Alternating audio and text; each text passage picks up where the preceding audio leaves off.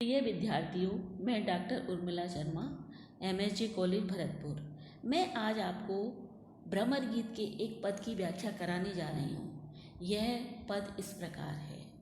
हरि काहे के अंतर्यामी, जो हरि मिलत नहीं यही अवसर, अवधि बतावत लामी। इन पंक्तियों में गोपियाँ उद्धव जी से कह रही हैं कि हे उद्धव जी, ये कहा जाता है कि भगवान यानी कि श्री कृष्ण तो सबके हृदय की बात जानने वाले हैं।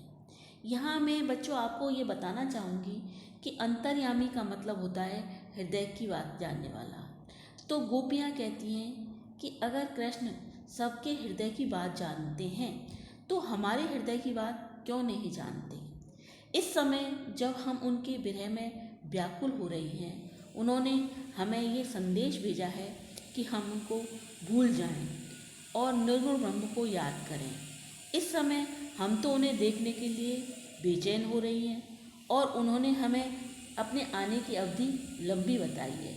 इससे तो ऐसा लगता है कृष्ण हमारी पीड़ा को नहीं समझ रहे हैं। आगे की पंक्तियाँ इस प्रकार हैं। अपनी चोक जान उठ बैठे और नीरस बेकामी, सा कह पीर पराई जाने, जो हरि गरुण गामी।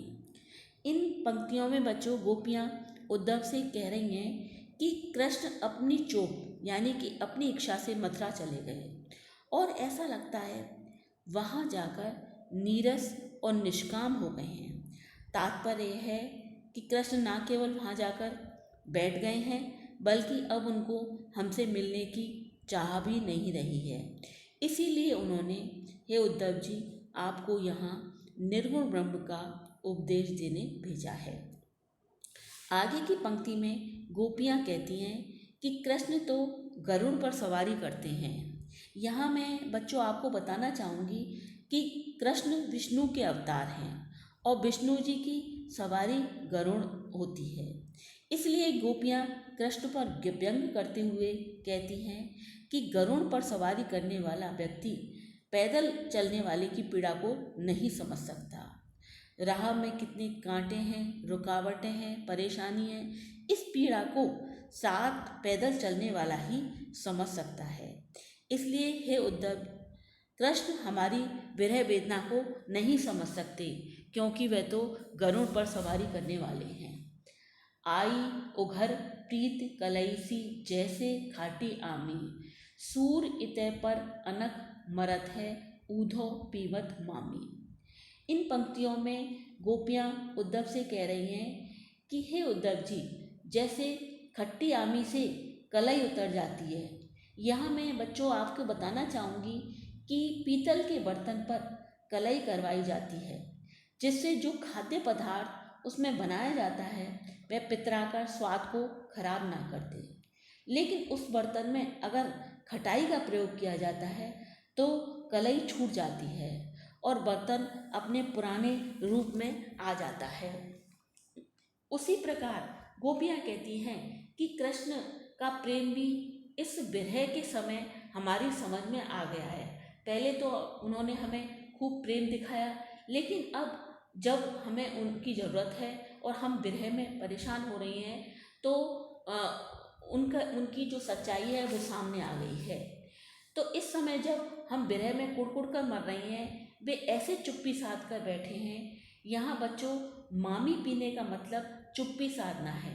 तो गोपियाँ कहती हैं कि आज जब हम विरह में परेशान हैं तो कृष्ण को आकर हमसे मिलना चाहिए, हमसे बात करनी चाहिए, लेकिन वो बात ना करके वहाँ पर बैठे हुए हैं और उन्होंने हमारे साथ ये गलत किया है कि निर्गुण ब्रह्म का संदेश दे करके तुम्हें भेजा है। इस प्रकार से बच्चों ये व्याख्या तो यही समाप्त होती है। अब मैं आपको इसके विशेष बिंदु और बता देती हूँ। आई उघर प्रीत कलई के रूप में सुंदर लोकोक्ति का प्रयोग हुआ है जिसका अर्थ है पोल खुलना। इसमें जो है प्रीत जो कलई खुलने का मतलब है वो पोल खुलने से होता है। सो कह पीर पराई जाने, पूरी लोकोक्ति इस प्रकार है। जाके पैर न फटे बिबाई, वह क्या जाने पीर पराई। अब यहाँ एक शब्द आया है गरुणगामी। इसका यमक के द्वारा दो अर्थ निकलते हैं। गरुड़ पर चढ़कर सवारी करने वाला या गमन करने वाला, यानी कि विष्णु भगवान। दूसरा अर्थ है बड़े आदमी या बड़ों से प्रेम करने वाले। एक शब्द आया है बेकामी, ये भी श्लेष के द्वारा इसके भी दो अर्थ निकलेंगे। एक है निष्काम भावना, दूसरा कामनाओं या प्रेम की भावनाओं से रहित। तो ये मेरी व्याख्या यहीं समाप्त होती है।